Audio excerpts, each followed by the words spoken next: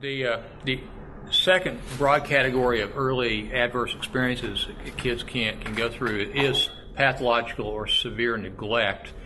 And Renee Spitz in the 1950s was the first person to kind of shine a light on something that had happened back around the turn of the century.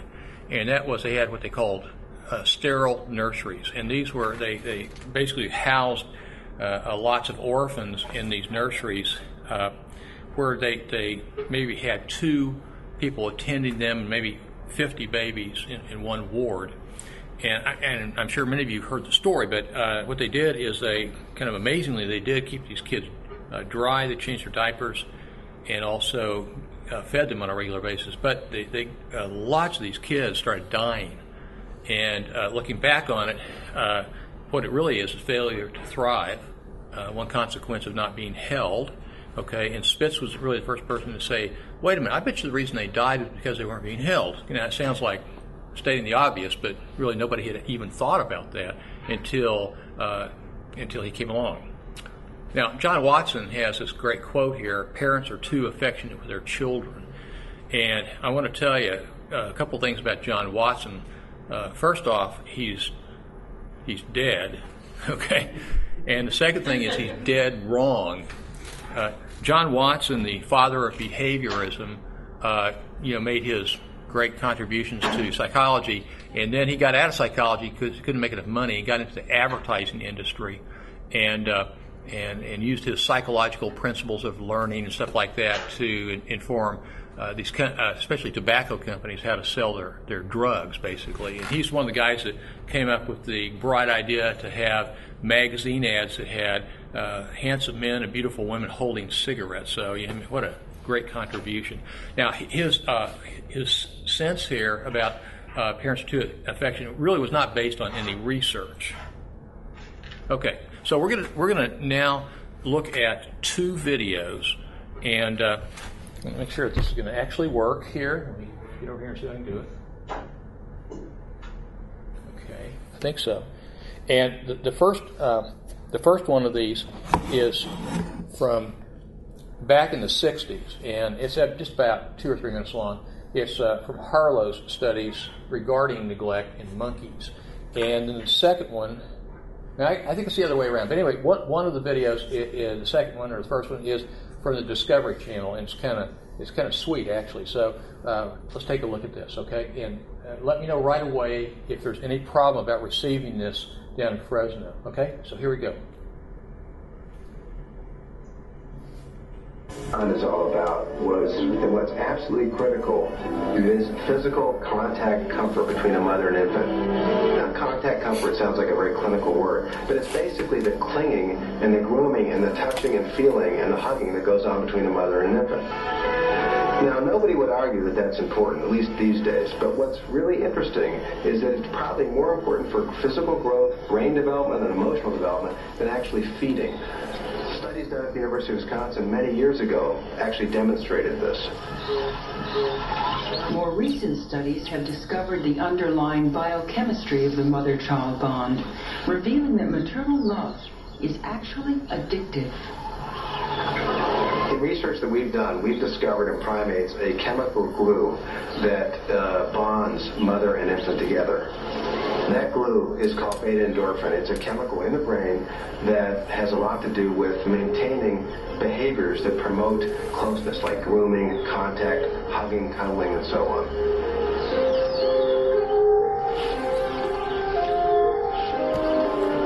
What's really interesting about that is that's a very similar chemical to morphine. And we know that morphine is a drug that's very reinforcing and rewarding. So we believe that when mothers and infants feel close together, that there are little spurts of this chemical released in the brain, and that not only does that make them feel closer together, but they also behave in ways that are calming.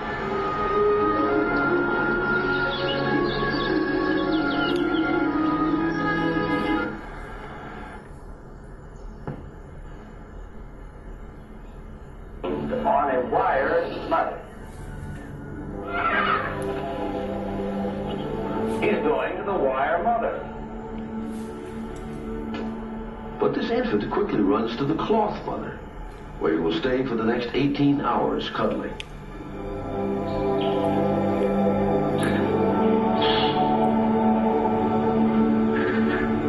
In Harlow's mind, choosing nurturing over sustenance. In another experiment, Harlow creates a fearful situation. Whom does the infant turn to now? Let's find out what his reactions to his mother are when we frighten him. He's scared, all right. And he does what any child will do in a similar situation. He was running to his mother, to touch her, to drive away his fear.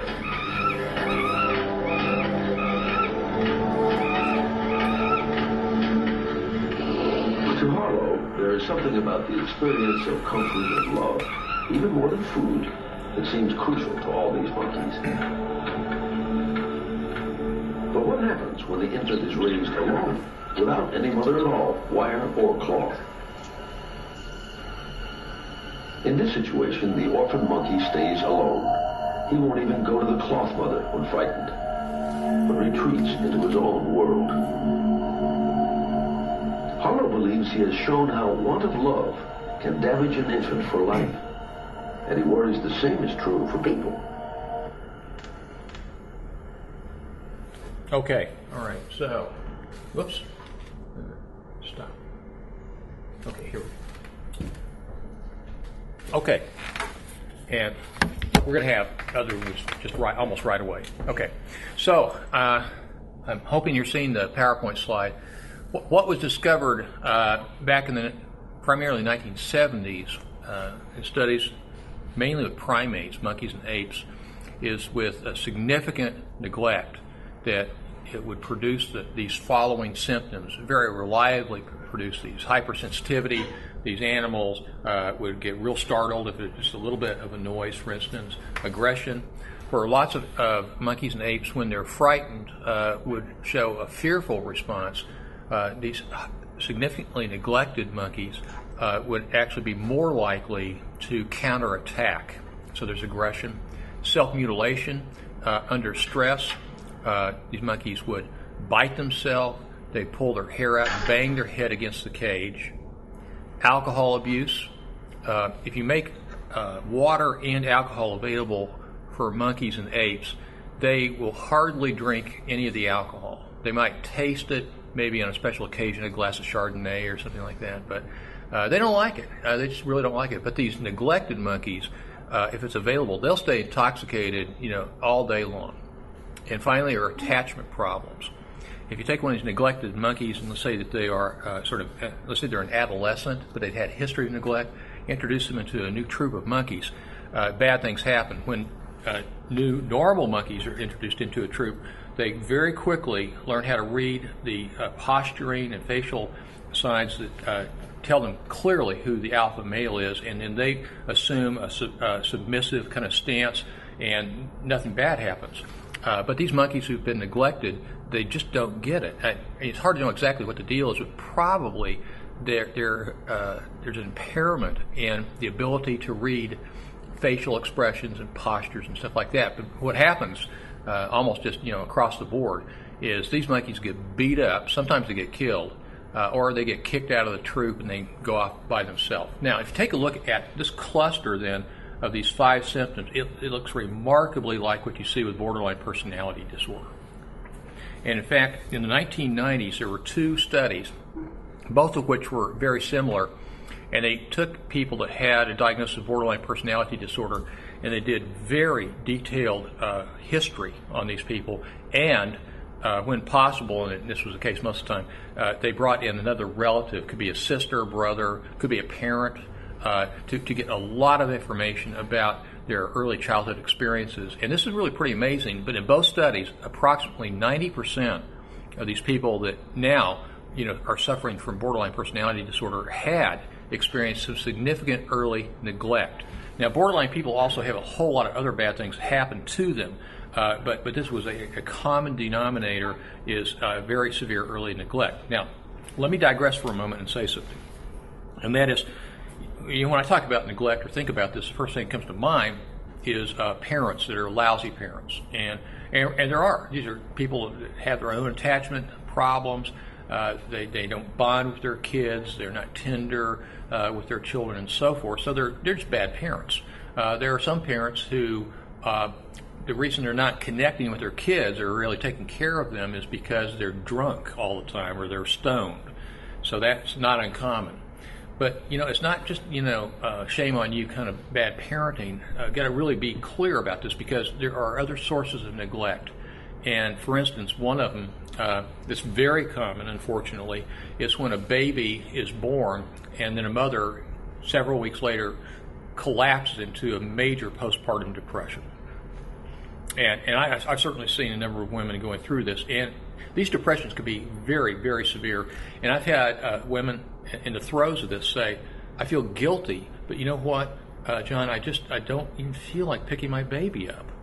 Okay? And so it's like it kicks the legs out from under them, and they can't sort of muster the ability or the will or the feeling to make that kind of important bonding. Now, of course, certainly it's possible for the father to step in and do some of this stuff, or older sister or something like that. But in our culture, and I'm sure everybody agrees with this, is that the burden of this falls in the lap of the mother. And so a lot of these kids simply don't get held as much when mom is not in the picture. Another common situation is where mom and dad are just barely making it. They're surviving at the poverty level. They're each working 2 jobs. They got 6 kids, and it's they may have great hearts and care about the kids, but they just don't have time because they're just trying to survive. And of course, you say, well, maybe one of the other siblings could do that, but again, when parents don't do it, a lot of times these kids just don't get held enough. And I guess the last thing is if mom or the baby experience very significant health problems following delivery that required them to be in the hospital or in a nursing home, for instance, convalescing for a period of a number of weeks. And under those circumstances, then these kids don't get held as much. Okay. So anyway, having said that, then let's take a look at the impact of early severe abuse in terms of brain functioning. And we go back to the HPA axis, and here we have problems that are very problematic, but a different source of this, okay? So we got the HPA axis like we talked about before, okay? There's 2 things that have been discovered about early neglect. One of them is that as the brain is developing, remember there's an excessive amount of nerve cells that are born, 200 billion, and then there's neuronal pruning, getting it down to 100 billion cells, and then the apoptosis stops, presumably for most of the rest of the lifetime. But one thing that happens with early neglect, and of course the why part is not well understood at all, is that there aren't enough of these CRF producing cells pruned out of the hypothalamus. And so they actually have 4 times the normal number of these nerve cells that make and then secrete corticotropin releasing factor. And very quickly then, this happens fairly early in life, that stabilizes, and it is in neurobiological concrete. And these people, for the rest of their life then, anytime a stressor hits, and it could be even mild stress or especially moderate stress, they're going to have an exaggerated or amplified release of corticotropin releasing factor, and in a very real sense, they can't help it, okay? So that's one bad consequence, and it's going to result in being more emotional and having increased levels of anxiety and depression. In addition to this is something else that is, to me, very interesting and very disturbing. And so to talk about this then, let's go back to a discussion we had earlier in the course about gene expression and gene silencing, okay? Now, the guy who's done the most research on this is a fellow named Michael Meany. And anyway, what's been found is this, is that early neglect can result in, as you see on the PowerPoint slide here, permanent changes in the access to DNA. Let me go over here and show you a slide we saw earlier. Okay, now the DNA molecule is all crammed into this tiny nucleus, and when certain molecule, second messengers, for instance, come in and bind to a certain area, it causes then that part of the DNA molecule to, in a sense, open up and expose the gene so it can be translated and then made into a protein. And in this slide here, remember that the DNA molecule is going to unzip. It's going to unzip, and that's a part of making available the nucleotides for the genetic code for particular proteins. Now think about this for a minute, okay? Human Genome Project showed that there are probably 30,000 genes in the human genome that actually do something. There are a lot of other genes that never get activated, and they're probably leftovers from earlier humans and early hominids and so on and so forth. But about 30,000 genes, each one doing something. Early neglect has an effect on one gene. It's highly specific, and this just blows my mind. And what happens then is that there are these molecules then that get into, in the aftermath of severe neglect, they get into the nucleus and they begin to bind to a particular part of that gene. It's actually right next to the gene, and then it begins to clamp down and literally changes the structure of the DNA molecule. It doesn't change the genetic code, it doesn't rearrange nucleotides, but it actually bends and warps the molecule, and the result is then that the messenger RNA comes in and it can't butt up against an exposed gene. So it comes in and it can only access part of that, and then that's not going to result in anything. And this stays, in a sense, bent out of shape for the rest of the person's life. This is referred to as epigenetic change, meaning that it doesn't have to do with changing the genetic code, but it really interferes with the ability for gene expression. And, Robert Post is the director of the National Institute of Mental Health, and trying to be, funny about this, a neurobiologist with a sense of humor, he says that this is a form of getting bent out of shape at a cellular level. Okay, there you go. That's the only humor this afternoon. Okay, so what we have then is we've got a type of gene silencing.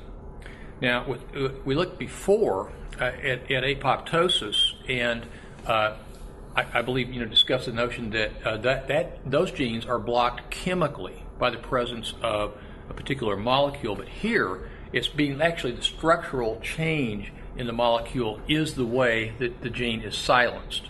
So what's the outcome, okay? It's only for the gene for glucocorticoid receptors in the hippocampus. That's specific.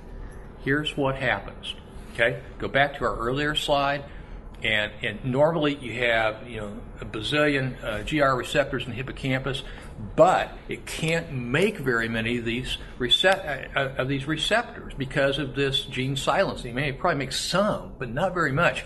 And so this is normal functioning, okay? So when cortisol, under normal conditions of stress, okay, gets up into the brain, and it gets to the hippocampus, and it doesn't do anything. Or it has a very, very kind of sluggish, puny sort of response. And the outcome then is for the rest of the life of that person, they can release normal amounts of cortisol, but it can't dampen down stress. And this is what it looks like here. Now, this study has been done both with animals. Michael Meany and then Christine Heim has done this looking at human beings who had a history of very early stress, and you get the exact same pattern of biological changes. Here what you see behaviorally. Okay, so in this sort of classic paradigm here, you bring in a person, or in Michael Meany's case, it happens to be a laboratory animal, and then you hook them up to equipment that measures things like respiration and blood pressure, heart rate, and so forth, these physiological measures. And then you do something, give them a shock or a loud noise or something like this. And what you'll see, it's just kind of simplistic, but it's true, you'll get a very robust, very, very intense emotional reaction to the stressor, okay? People, or in the animal studies, animals that do not have a history of early neglect, the magnitude of their stress response is much less. And this period of time from here to here is known as the time to emotional recovery, just what it kind of sounds like. And here's what you can see. Not only do you have this very intense response, but it just takes a long time Whoa, what just happened there? I'm losing control. Hang on, let me go back here. Okay. So that's a consequence.